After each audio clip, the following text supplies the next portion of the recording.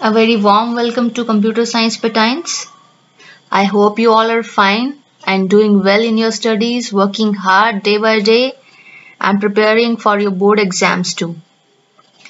But in your summer break, you were supposed to prepare your project file and practical file, which is to be submitted for your board practicals.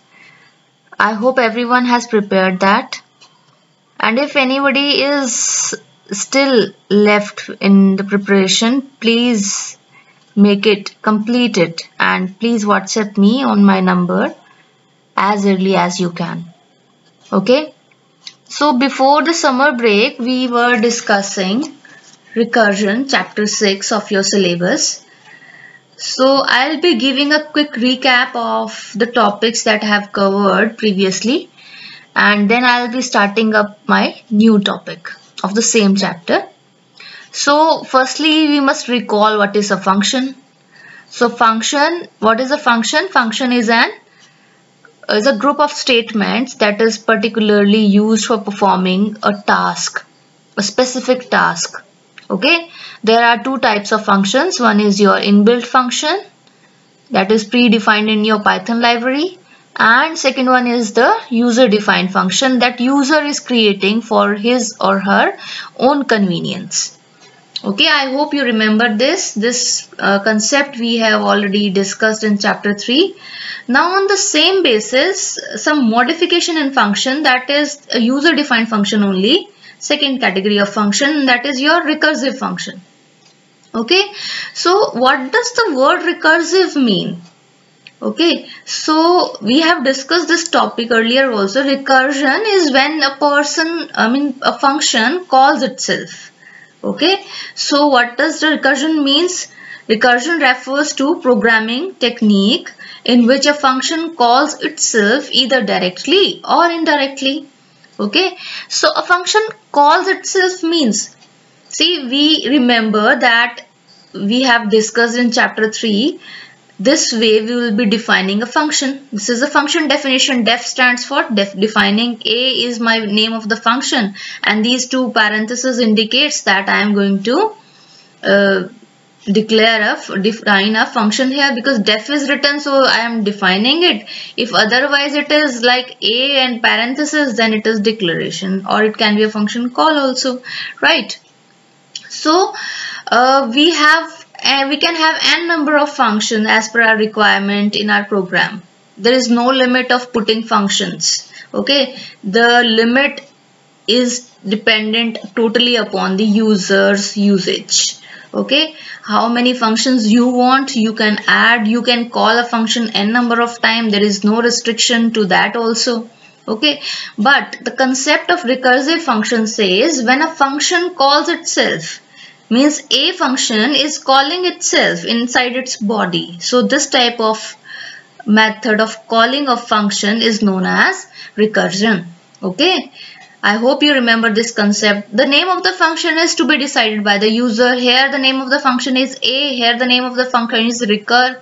Okay, so see how I will call you. I will call you with your name only, right? Similarly, if you need to call this function, how you will call it?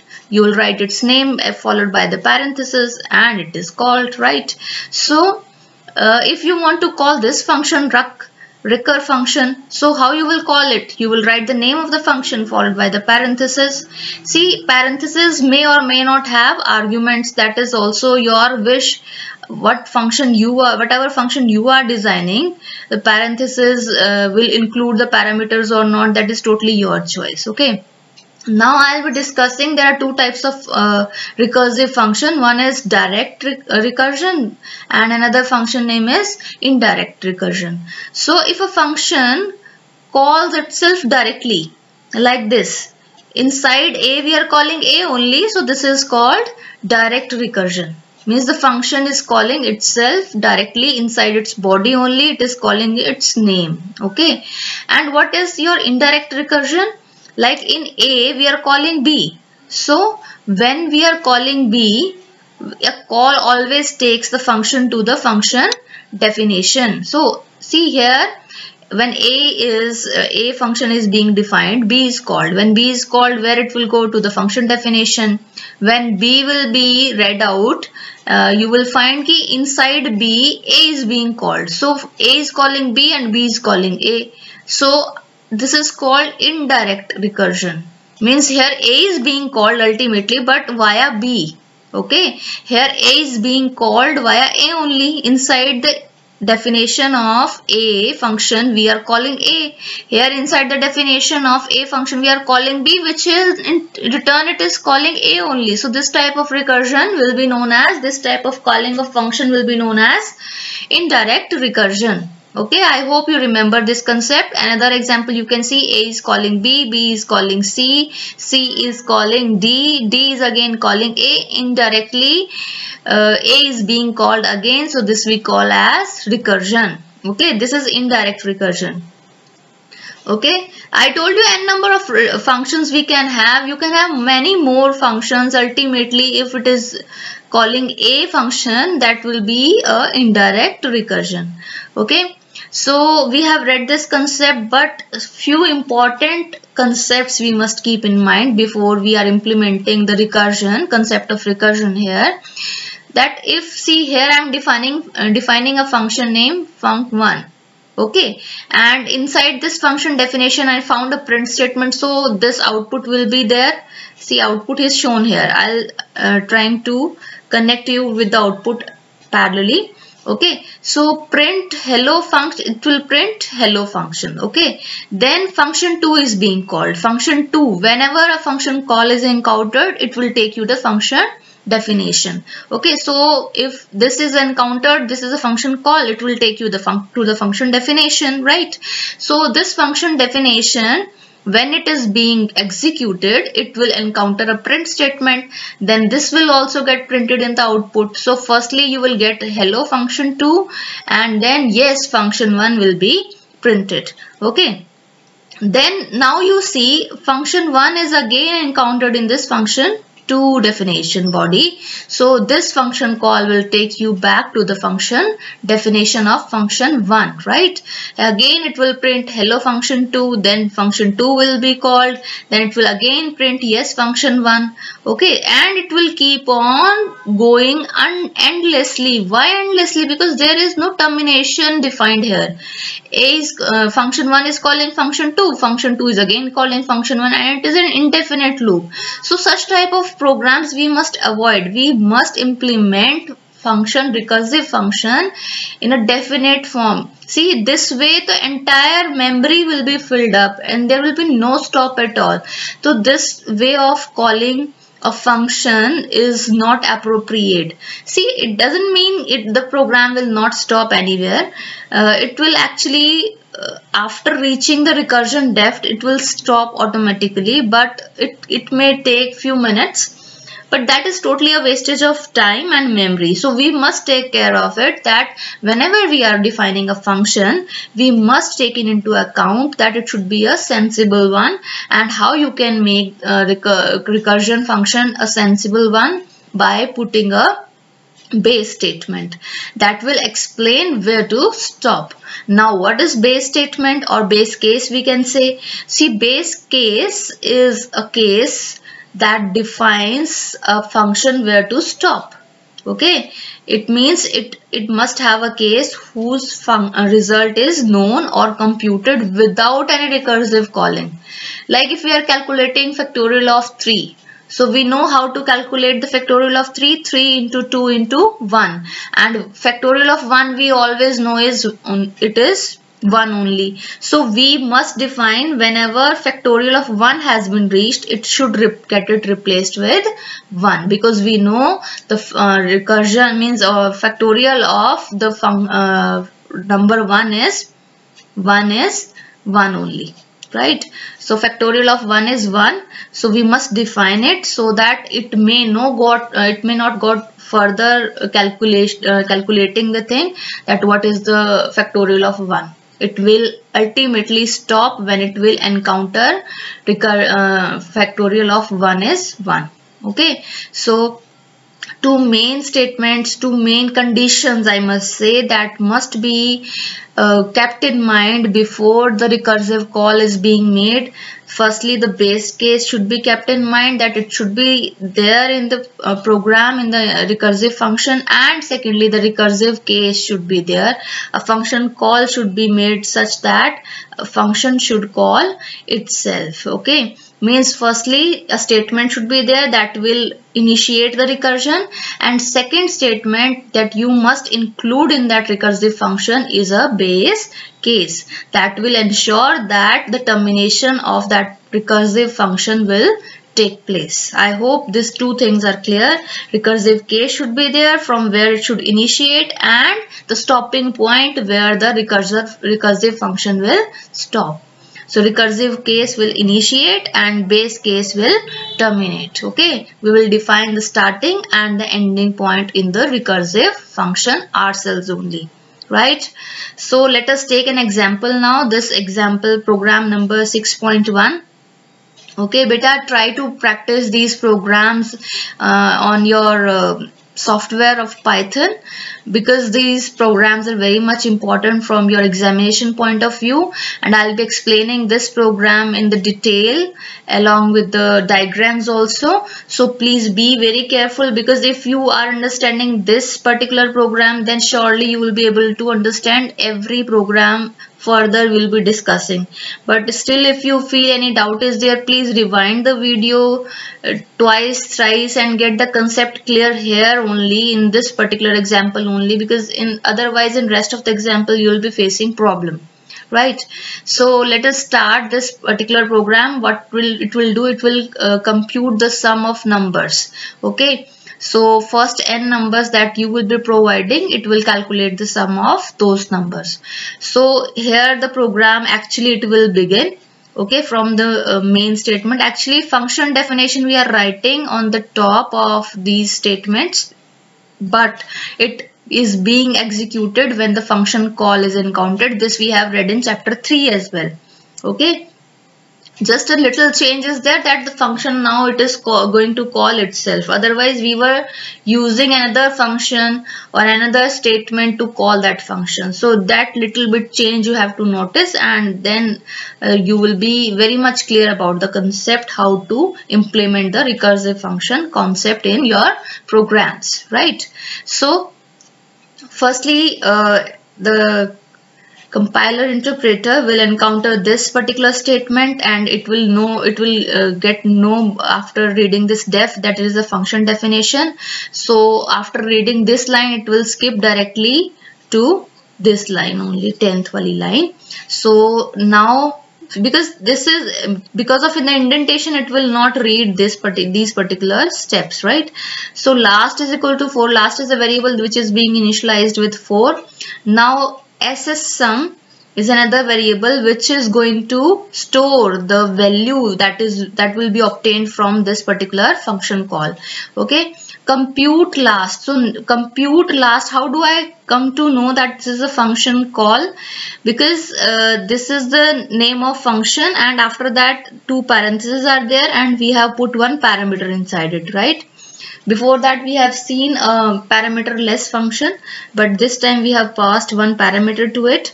Okay, compute last. So last value 4 you are passing here, and this is a function call. When function call is encountered, it will move to the function definition. Okay, so function definition, now last is having value 4, so it will be passed here to this num parameter. Okay, now this condition will be compared, num is equals to 4. So it is being compared, value of num, that is 4. 4 is being compared with I. So what is the value of I? Right? See, I is initially 0.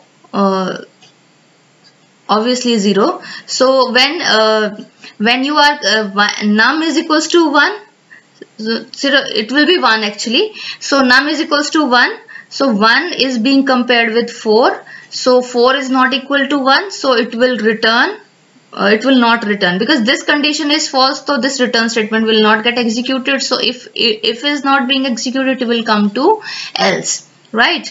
So return num plus compute num minus 1. Okay, so here you can see num is 4 and compute num minus 1. Num was 4, 4 minus 1 is 3.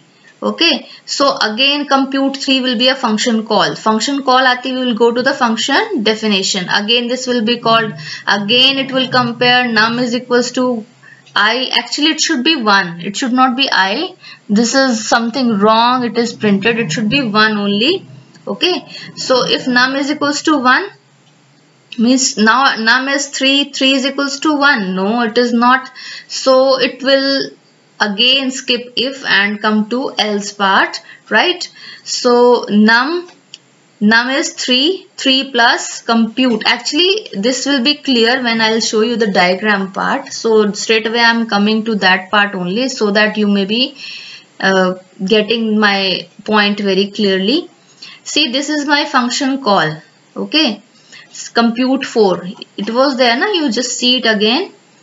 This was my function call at the very first stage, compute 4. Okay, when this function call will come, it will go to the function definition and this part will be skipped and then return statement will be executed, right? So what will be the value of this return statement, I'll let you know. Okay, how it will be calculated. See, initially what was there, sum is equal to, this is a function call at the very first stage. Now this function call will take you to the function definition. There it will come to the return statement. Okay, here num is 4, so return 4 plus compute 3. How it is 3? How it is 3? Num minus 1 it was, right? So num minus 1, 4 minus 1 is 3. Okay, so now it is again a function call. It will again go to the function definition. Okay, where is the function definition? Where is the function definition? Here it is. Okay, so compute 3 again. See, here you will obtain compute n minus 1 is 4 minus 1 is 3. This is a function call. It will take you to the function definition. Now again this compute 3 will get inside. Now num is 3. 3 is equals to 1. No. So it will come to else part. Return num is now 3. 3 plus 3 minus 1. Okay, it will make 2. Okay, see, again and again when function call will come, 4 is there already standing. 4 is there, but compute 3 will be replaced by 3 plus compute 3 minus 1. Okay, next time what will happen? Compute 3 say upar what will come? Compute 3 minus 1 is 2. Okay, so now again you see, when this function call will encountered, it will go to the function definition. So when it will go to the function definition, where it will again it will calculate 3 plus compute 2 is there, but when compute 2 is being called, what will be output? You will be getting return 2. You remember num plus compute and num minus 1 it was, right? So 2 plus compute n minus 1 is 1 and n is your number is your 2, 2 minus 1 is 1. Okay, again this function call compute 1, this time num is 1. So again when the function call comes, you can see this compute 1 will be replaced by 1. How you can see here again. See here, when compute 1 will be there, here when 2 minus 1 will be there, so it will be 1, compute 1. This function call will take it here, so num will be 1 this time, so num this time is 1, 1 is equals to 1, it is okay, then it will return 1. This is your base case, when this base case will be encountered, further function calls will not be there, right? So when this compute 1 will be replaced by 1, so further backtracking will take place. Okay, how backtracking will take place, I'll let you know. See here the diagram again. See, now return 1. Finally, when num is 1, return 1. Okay, then this return 1 will take it here, right? So this 1 will be given here. 2 plus 1 it will make 3. But from where this compute 2 was derived? From here, right? So compute 2 will contain 3 now. Okay, so this compute 2 will be replaced by 3. 3 was already present here, so this will make it 6. Okay, from where this compute 3 was derived? From here, right? So compute 3 is now 6. So compute 3 will be replaced by 6. So 4 plus 6 is 10. And from where this compute 3 was derived? From this, right? Sorry, compute 4 was derived. So it will return back here. So ultimately you will get sum as 10. So beta, this is backtracking. Initially we are having this only. Then compute 4 was replaced by 4 plus compute n minus 1, that is 3. Right. So this compute 3 is again a function call. Then it will take you there. Now num is 3. Return number is 3. 3 plus compute 3 minus 1, that is 2. This is again a function call. This will take you here, right? So again this function call will be executed at the return statement, like num plus compute num minus 1. 2 minus 1 is 1. So this is again a function call. It will take you here. So this time we know the base case is there. When num is equals to 1, so it will return 1. So here the termination will take place of the recursive call. So backtracking will again occur. So 1, you will get compute 1. Compute 1 will be replaced by 1. Then 2 plus 1 will be 3, right? Now this compute 2 value is 3. So it will be replaced here, right? So 3 plus 3 will make 6. Now compute 3 is totally 6. Now where it will get back? Here only. So compute 3 will be replaced by 6. So 6 is here. 4 was already there. 6 plus 4 is 10. Now from where this compute 4 was called? From here. And finally you will get value 10. I hope this is clear to all of you. So this way, actually, see, this is a data structure. This way we store data in a stack. What is stack? Stack is a data structure which stores the data on the basis of first in, last out. So that is also fine. Otherwise you may find first in, last out. Okay, first in, last out, or last in, first out. One and the same thing, but most of the books will be having FIFO or LIFO, last in, first out. Means that will lay at the top, whatever is there will be executed first. Okay, and finally this data structure will be implementing the recursion. So a question can come, which data structure is used in implementation of stack, that is recursion, sorry. Which data structure is used to implement the recursion, concept of recursion? The answer will be a stack data structure is used to implement the concept of recursion. I hope the concept is clear, but just focus the diagrams. This will make you the concept very much clear. Okay, thank you beta. We'll continue the next concept or next example in our next lecture. Thank you.